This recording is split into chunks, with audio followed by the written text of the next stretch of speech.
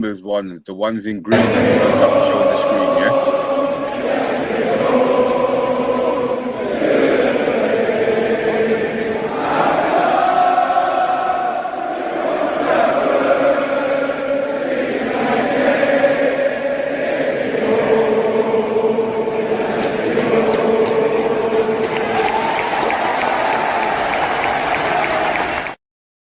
Welcome to the Man United Agenda, and yes, me and Mr. B, and we're here to rant and rave about what we've just seen. We're out of the cup. We're out of the League Cup to Grimsby, and now we're out in the first round of the FA Cup at home to Brighton. We sacked our manager. We got a caretaker manager in. We're all over the place at the moment, man. This is Man United Football Club, story of our season. Mr. B, how you doing, bro? I see you returned to the dark side. Bruv, I left Coleman Rebels side for all of 4 days, 5 days. Look, I wanted Amorim gone. I'm not going to deny that I wanted Amorim gone. I thought he was. We had no future with him at the club. But today's performance, the first 10 minutes, I was really excited, full of optimism as to what was going to happen.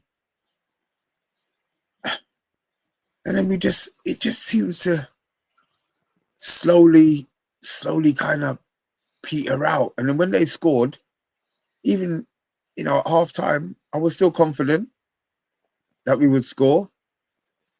And as soon as he made the 2 subs, I was really positive if they would have scored. So I wanted to be positive, yeah, but I wasn't expecting this result, first things first. But maybe I just expected it to be, like a magic fix. He's gone and, we've gone back to 4, Kobe starting, and everything would magically be all right. But we're shit, man. Yeah, most certainly. I mean, look, you talked about Kobe coming back in. First game back for a long time. And he played pretty well, considering. I mean, it's good to see him back on the pitch doing his thing. But the starting lineup, we started with Yoro. Heaven was rested, and Maguire was on the bench as well, so he's back in the reckoning as well now. Yoro's been having a bit of a shaky time since he's been signed. Last few months, he's been exposed a bit, and once again, wasn't his best performance. I've got a few things to pick out with him. And obviously, Dalot at right back, a lot of people, you call him Daisy, don't you? Why do you call him Daisy, Mr. B? Because he's just weak. He's weak. He's got no spine. He's got no backbone. You blow him and he bends over and falls over. I'm done with him. As soon as Mazraoui comes back, I want Mazraoui playing.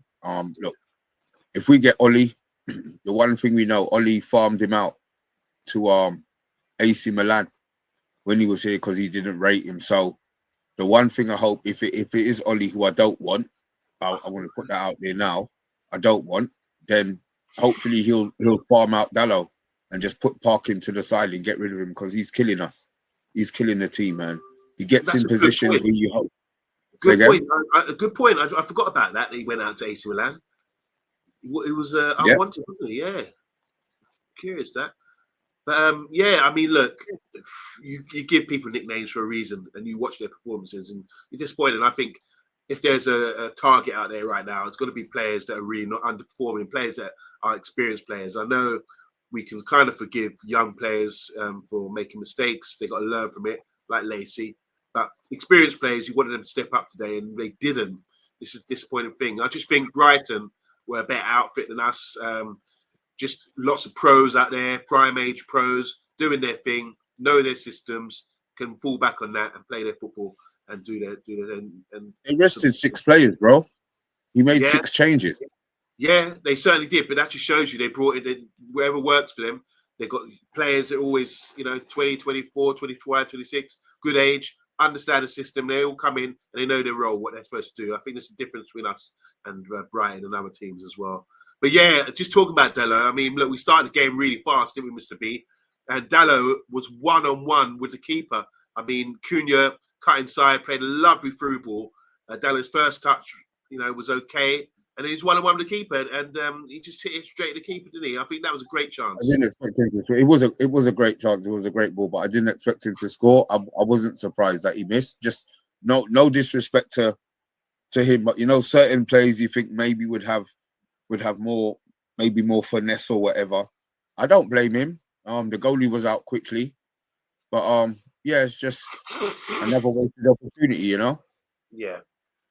I mean, that was a great chance. I mean, would have been, imagine scoring then early on. It would have changed the whole feel for the game, And I just think Dalo gets himself some good positions. As a pro, he's got to be in training drills and shooting drills. You've got to do better than that, I believe. No matter if you call him a right back or whatever, he's still got to do better than that. And I think that should have been the goal. And then we've had a few opportunities in the first half, and then they go and score the other end, didn't they, Mr. B? I mean, what's your thoughts on the first goal? Because Brighton just silenced the crowd, didn't he, when Gruder came in and scored? It was kind of like a crossed ball, wasn't it? Wasn't dealt with. And then I think. Can you blame anybody for not dealing with the ball that came in? Well, it wasn't dealt with. I mean, if the ball comes in, it's your house. You don't want to deal with that. I think we got Yoro and Martinez. Martinez is a bit short. Yoro doesn't win. He's not commanding. And the ball's come over, and people are standing still ball watching while they had numbers in the box, and they just had a good shot on target, and then they got the rebound and slotted it home. Good move by Brighton, to be honest. Danny Welbeck ran the channel, cut inside of Martinez, left it for dust, and just got a crossing. It's basics again that I'm disappointed with when it comes to defending, Mr. B. Yep. I can't even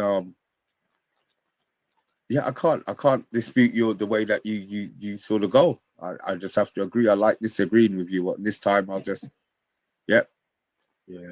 Big up to all you guys in the chat, by the way. If you want to, don't forget, you can become a member and we can read out your comments and have a little interaction with you. So you know what to do. You know what to do. This is the Man United agenda, and the agenda this season is: can we play every week in the league and try to do something? Because that's all we got to play for right now, isn't it, guys? That's all we have to play for. All right, guys. So obviously they've gone 1-0 up. You want to see a reaction, don't you, Mr. B? I didn't see much. The game was fast-paced and everything. I'll give it that. Do you think we look better as a unit playing the formation we're playing with a forward and a back? Yeah. Because we were attacking. We were attacking. As I said, as much as we were down in the first half, the fact that we were playing offensively and we wanted to go forward, I didn't have a problem with. I'll be honest, I didn't have a problem with. I'm just glad that we looked like we wanted to. We looked like we were searching for a goal. Maybe it might not have been the most coherent at times, but we were searching for a goal. We were looking to score goals.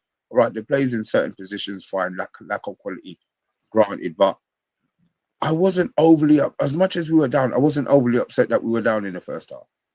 Right. So we've gone in half time, still 1-0 down. And in the second half, after 64 minutes, it's our old nemesis. I call him a nemesis because obviously he was cheering his goal. Usually when you play for a club and you've got an affiliation, you're from that town, don't cheer when you score against your old club. But he's gone to Arsenal, then to Brighton. And this is talking about Danny Welbeck, who, has really been performing in his old age. Doesn't look, he's still got good sprint on him, still very dangerous player. And once again performed against us and scored a brilliant goal. I mean, yeah, what can you say about that, man? Finish was beautiful. I'll be championing him to be going to the World Cup. Not that I'm going to watch it, but I think it's out of him and Ollie Watkins, to be fair. As the understudy to Harry Kane, and they could do a lot worse than Danny Welbeck. He's managing these minutes. He's coming and he's giving the full 150% in every game, and him celebrating. He scored a goal. We're not his employers. Yeah. You know what I mean? I don't have a problem with ex-players. There's a reason why you left the club. If you didn't want to leave the club, fine, you left. Celebrate. You wanted to leave the club, celebrate.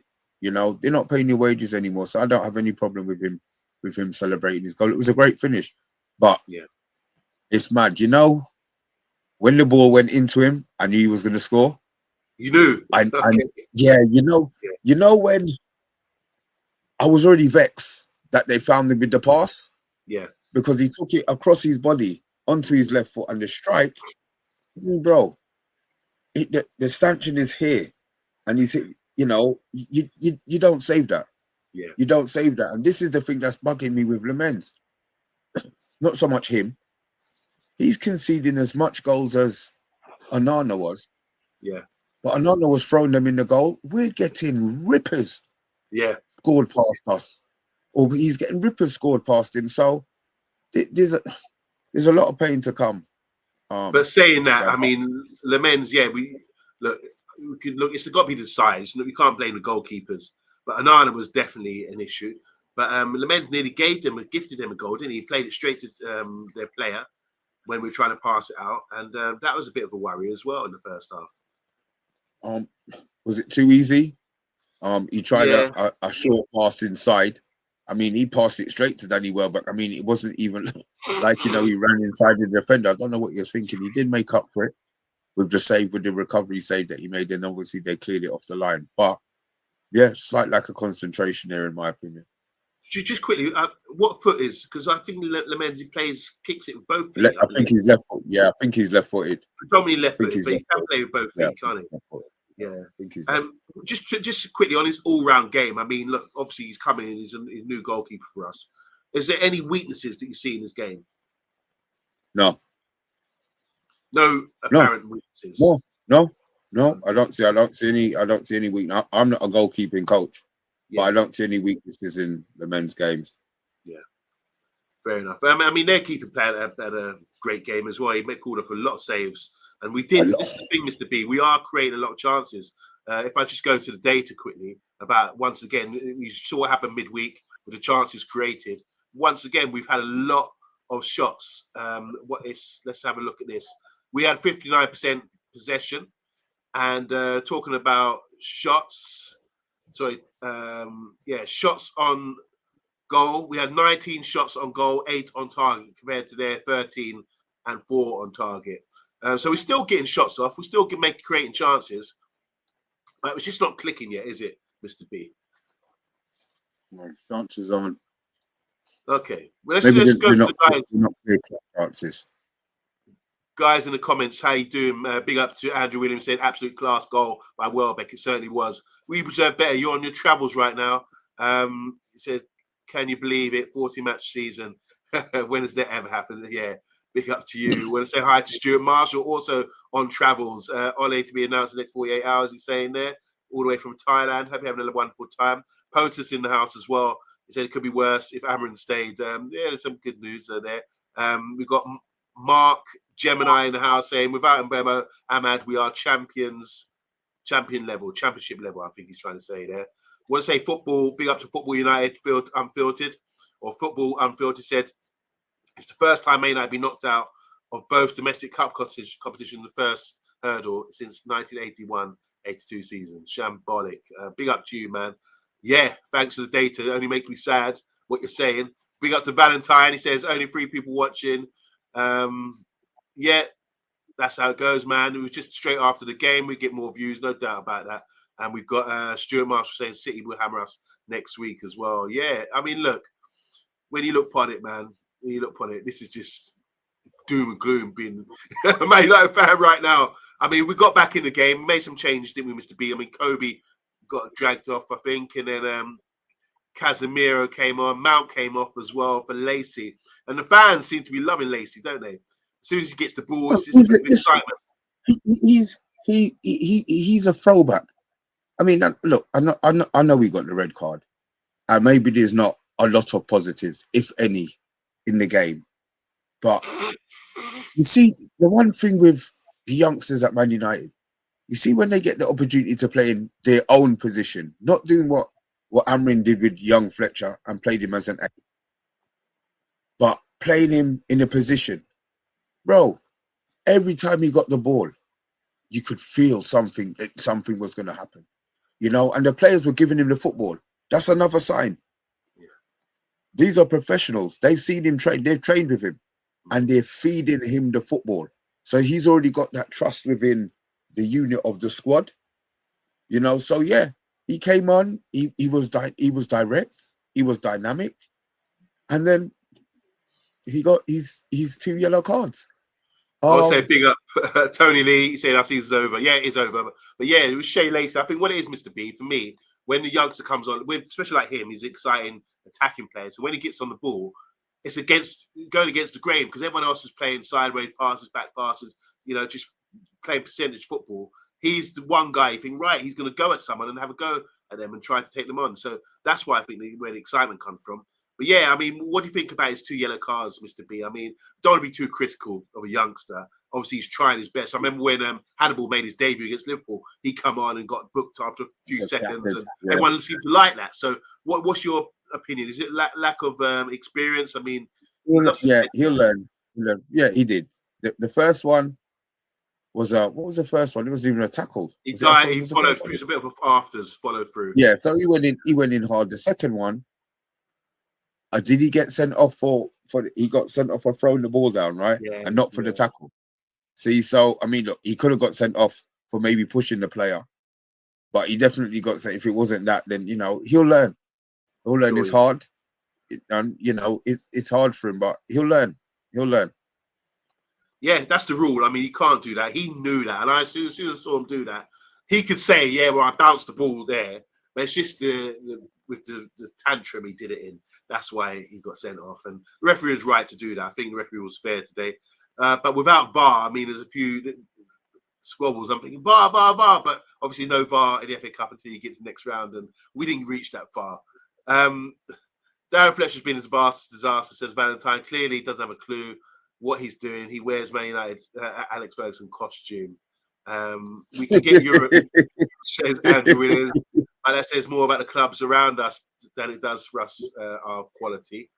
And POTUS is saying here, Lacey should have seen red for the first one when flying in with studs up. If the player rolled around on the ground and reacted more, he would have been gone.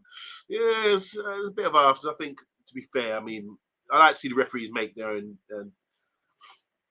decisions rather than, you know, without the VAR, they can sort of run the game properly. And I think the referee done pretty well with that.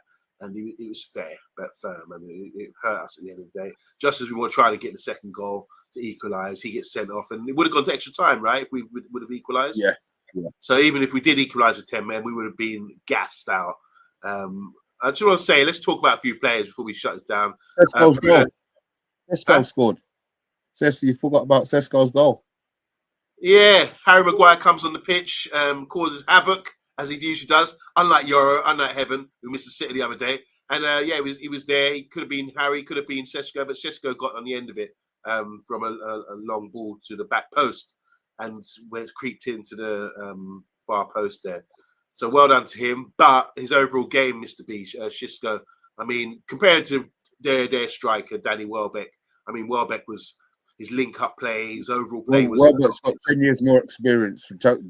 Welbeck's got 10, 12 years more experience than Sesko. So I'm not knocking what Sesko did. He had the movement today.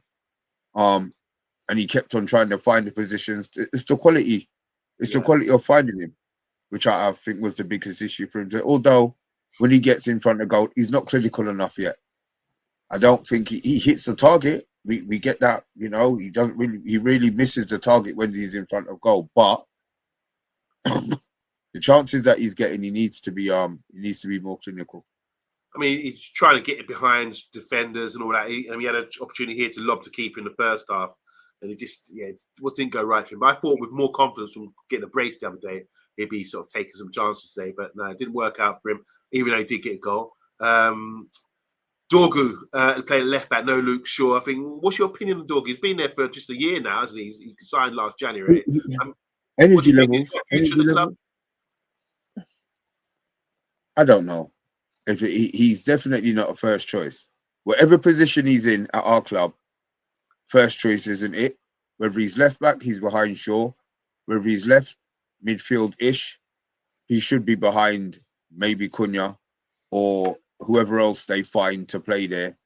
Right wing, no, you've got Ahmad, you've got Lacey. So really, he's probably second choice left back at best.